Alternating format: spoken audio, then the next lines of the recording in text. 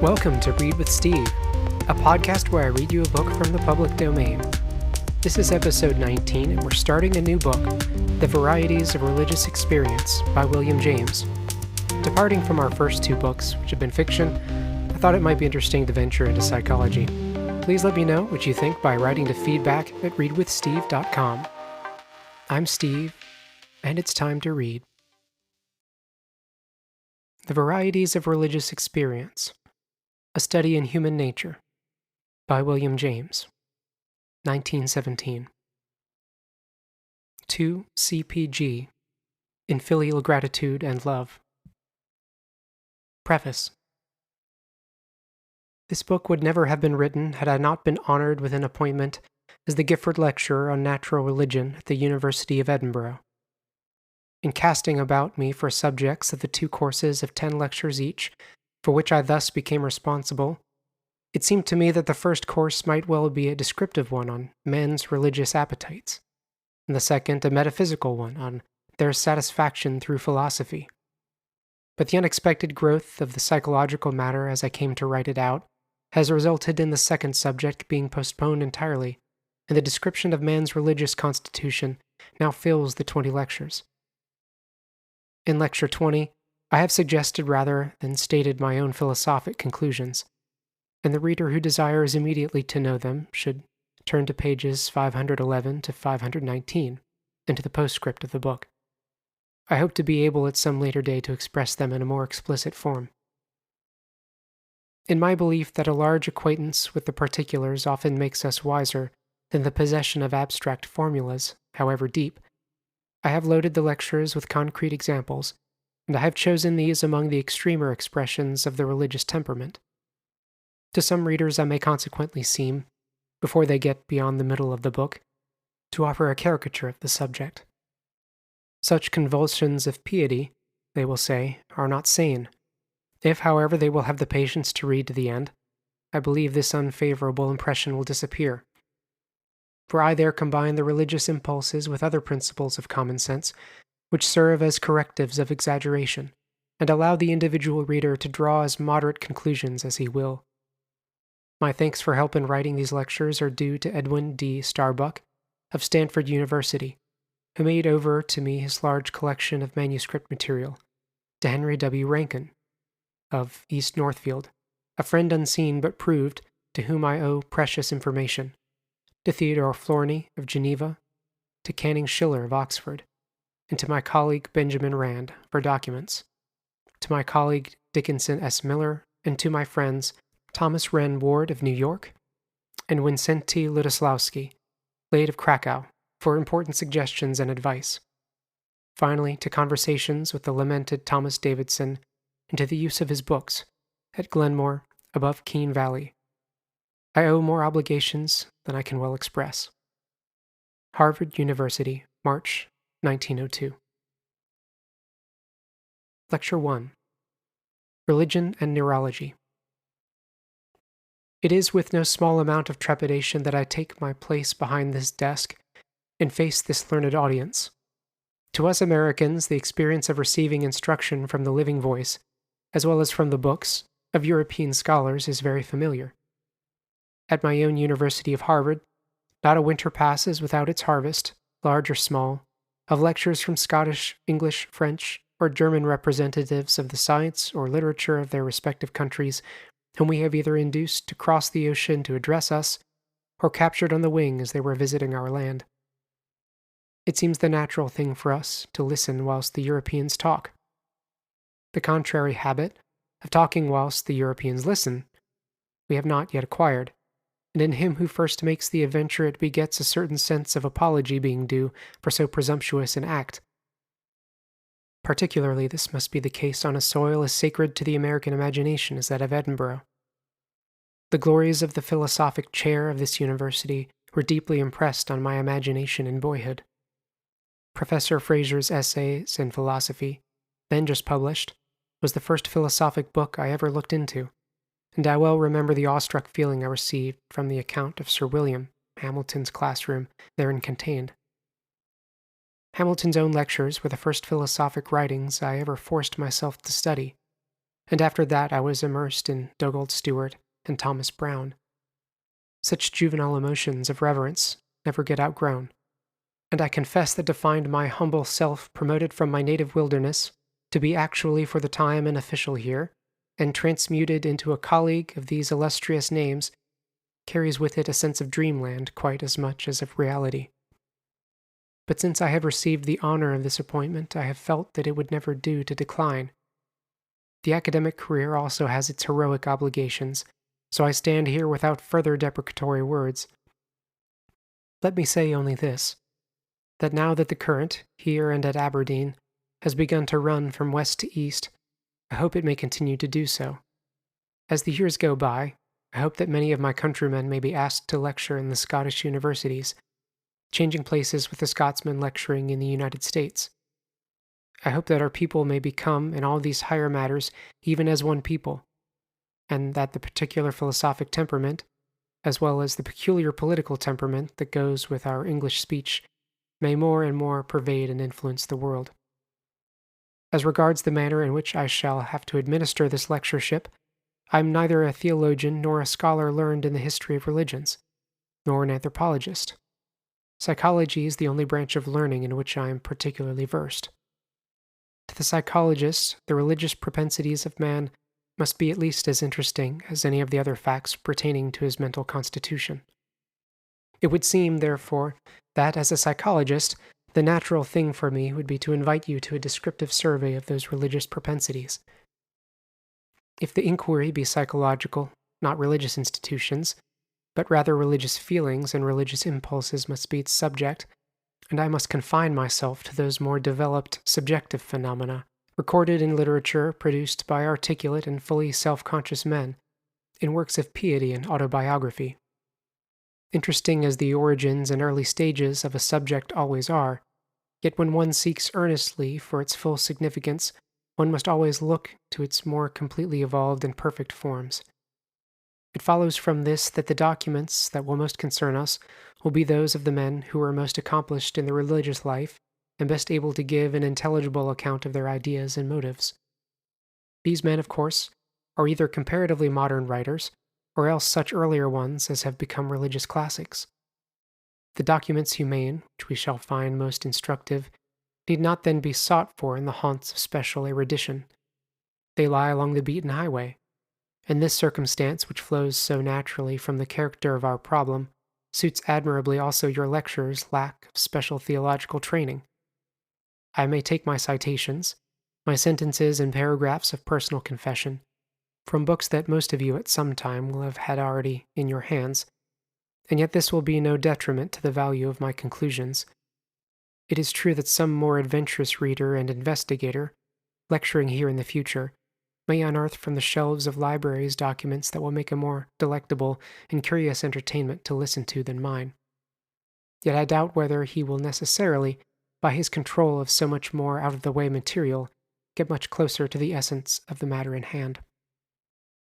The question, what are the religious propensities, and the question, what is their philosophic significance, are two entirely different orders of question from the logical point of view, and, as a failure to recognize this fact distinctly may breed confusion, I wish to insist upon the point a little before we enter into the documents and materials to which I have referred. In recent books on logic, distinction is made between two orders of inquiry concerning anything. First, what is the nature of it? How did it come about? What is its constitution, origin, and history? And second, what is its importance, meaning, or significance? Now that it is once here. The answer to the one question is given in an existential judgment or proposition. The answer to the other is a proposition of value, what the Germans call a Werturteil, or what we may, if we like, denominate a spiritual judgment. Neither judgment can be deduced immediately from the other. They proceed from diverse intellectual preoccupations, and the mind combines them only by making them first separately, and then adding them together. In the matter of religions, it is particularly easy to distinguish the two orders of question. Every religious phenomenon has its history and its derivation from natural antecedents. What is nowadays called the higher criticism of the Bible is only a study of the Bible from the existential point of view, neglected too much by the earlier church. Under just what biographic conditions did the sacred writers bring forth their various contributions to the holy volume? And what had they exactly in their several individual minds when they delivered their utterances? These are manifestly questions of historical fact, and one does not see how the answer to them can decide offhand the still further question of what use should such a volume, with its manner of coming into existence so defined, be to us as a guide to life and a revelation. To answer this other question, we must have already in our mind some sort of a general theory as to what the peculiarities in a thing should be, which give it value for purposes of revelation. And this theory itself would be just what I call a spiritual judgment. Combining it with our existential judgment, we might indeed deduce another spiritual judgment as to the Bible's worth.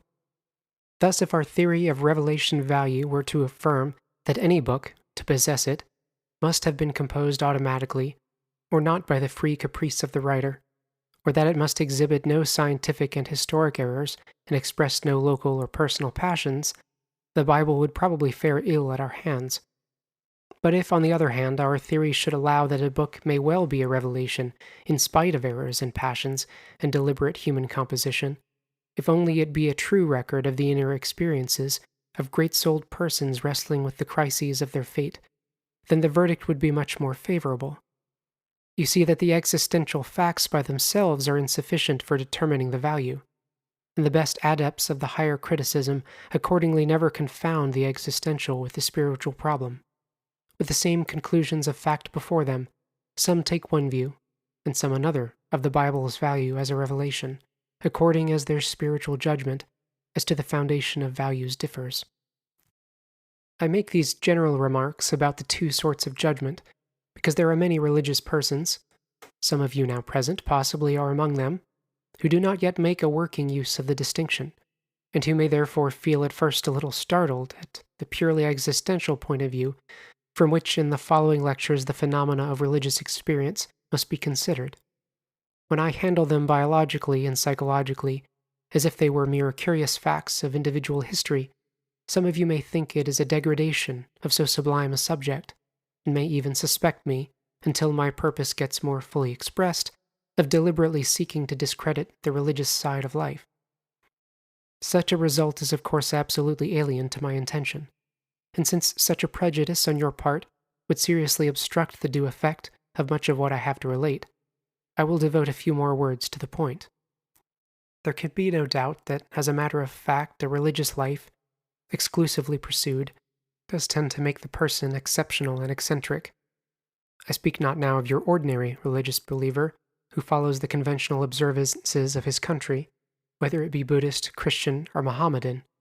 His religion has been made for him by others, communicated to him by tradition, determined to fixed forms by imitation, and retained by habit. It would profit us little to study this second-hand religious life. We must make search rather for the original experiences which were the pattern setters to all this mass of suggested feeling and imitated conduct. These experiences we can only find in individuals for whom religion exists not as a dull habit, but as an acute fever rather. But such individuals are geniuses in the religious line, and like many other geniuses who have brought forth fruits effective enough for commemoration in the pages of biography, such religious geniuses have often shown symptoms of nervous instability. Even more perhaps than other kinds of genius, religious leaders have been subject to abnormal psychical visitations. Invariably, they have been creatures of exalted emotional sensibility. Often they have led a discordant inner life, and had melancholy during a part of their career. They have known no measure, been liable to obsessions and fixed ideas, and frequently they have fallen into trances, heard voices, seen visions, and presented all sorts of peculiarities which are ordinarily classed as pathological. Often, moreover, these pathological features in their career have helped to give them their religious authority and influence. If you ask for a concrete example, there can be no better one than is furnished by the person of George Fox. The Quaker religion which he founded is something which is impossible to overpraise. In a day of shams, it was a religion of veracity, rooted in spiritual inwardness, and a return to something more like the original gospel truth than men had ever known in England. So far as our Christian sects today are evolving into liberality, they are simply reverting, in essence, to the position which Fox and the early Quakers so long ago assumed. No one can pretend for a moment that in point of spiritual sagacity and capacity, Fox's mind was unsound. Everyone who confronted him personally, from Oliver Cromwell down to county magistrates and jailers, seems to have acknowledged his superior power. Yet from the point of view of his nervous constitution, Fox was a psychopath, or détraqué of the deepest dye. His journal abounds in entries of this sort. As I was walking with several friends, I lifted up my head and saw 3 steeple-house spires, and they struck at my life. I asked them what place that was. They said Lichfield. Immediately the word of the Lord came to me, that I must go thither. Being come to the house we were going to, I wished the friends to walk into the house, saying nothing to them of whither I was to go. As soon as they were gone, I stepped away, and went my inner eye over hedge and ditch till I came within a mile of Lichfield, where in a great field shepherds were keeping their sheep. Then I was commanded by the Lord to pull off my shoes. I stood still, for it was winter, but the word of the Lord was like fire in me. So I put off my shoes and left them with the shepherds, and the poor shepherds trembled, and were astonished. Then I walked on about a mile, and as soon as I got within the city, the word of the Lord came to me again, saying, Cry, woe to the bloody city of Lichfield. It being market day, I went into the marketplace, and to and fro the several parts of it, and made stands, crying as before, Woe to the bloody city of Lichfield. And no one laid hands on me. And as I went thus crying through the streets, there seemed to me to be a channel of blood running down the streets, and the marketplace appeared like a pool of blood. When I had declared what was upon me, and felt myself clear, I went out of the town in peace, and returning to the shepherds, gave them some money, and took my shoes of them again. But the fire of the Lord was so on my feet, and all over me, that it did not matter to put on my shoes again, and was at a stand whether I should or no, till I felt freedom from the Lord so to do. Then, after I had washed my feet, I put on my shoes again. After this a deep consideration came upon me, for what reason I should be sent to cry against that city and call it the bloody city. For though the Parliament had the minister one while, and the king another, and much blood has been shed in the town during the wars between them, yet that there was no more than had befallen many other places. But afterwards I came to understand that in the Emperor Diocletian's time 1,000 Christians were martyred in Lichfield. So I was to go, without my shoes, through the channel of their blood, and into the pool of their blood in the marketplace, that I might raise up the memorial of the blood of those martyrs which had been shed about 1,000 years before, and lay cold in their streets. So the sense of this blood was upon me, and I obeyed the word of the Lord. Bent as we are on studying religion's existential conditions, we cannot possibly ignore these pathological aspects of the subject. We must describe and name them just as if they occurred in non-religious men. It is true that we instinctively recoil from seeing an object to which our emotions and affections are committed, hand-led by the intellect as any other subject is hand-led. The first thing the intellect does with an object is to class it along with something else. But any object that is infinitely important to us and awakens our devotion feels to us also as if it must be sui generis and unique. Probably a crab would be filled with a sense of personal outrage if it could hear us class it without ado or apology as a crustacean, and thus dispose of it. I am no such thing, it would say. I am myself alone. Thanks for joining me today for the first part of the Varieties of Religious Experience. I'll see you again next time. Bye.